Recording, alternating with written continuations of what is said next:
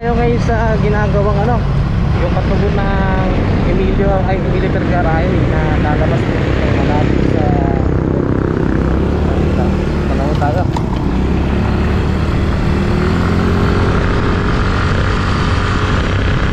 Ito lang po yan.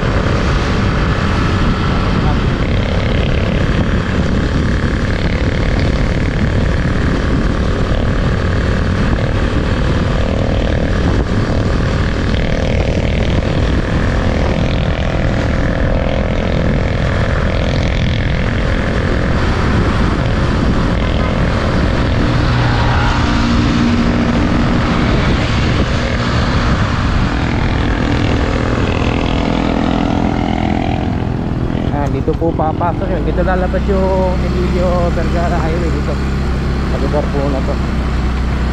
Kung natapos para malapit na po sa CLX. Malapit sa Vegas na.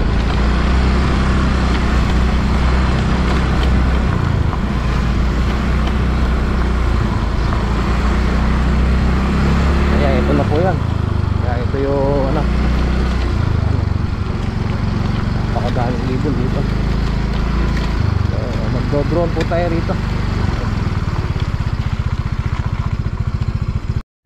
So nandito po tayo sa karugtong ng Emilio Vergara Highway. Ito po yun. Yan, yung karugtong.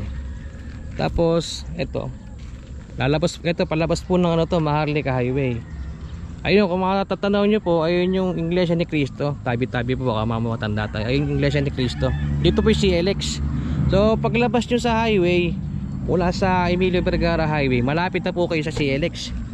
As dito po yung exit na, di ba? Laking bagay. Kaya maraming salamat sa ating mga Vergaras. Ayan. Dito na, kaya may flyover din yung Lakewood para mabilis. Kung kayo magagaling yung mga paluwas sa Lakewood, ayan, maglalagay po ata dito ng tulay. So magpapalipad po tayo ng drone, mga ka-FBN, YouTube yan, para magbigay ng update sa inyo. Kaya ayos ko muna po yung drone.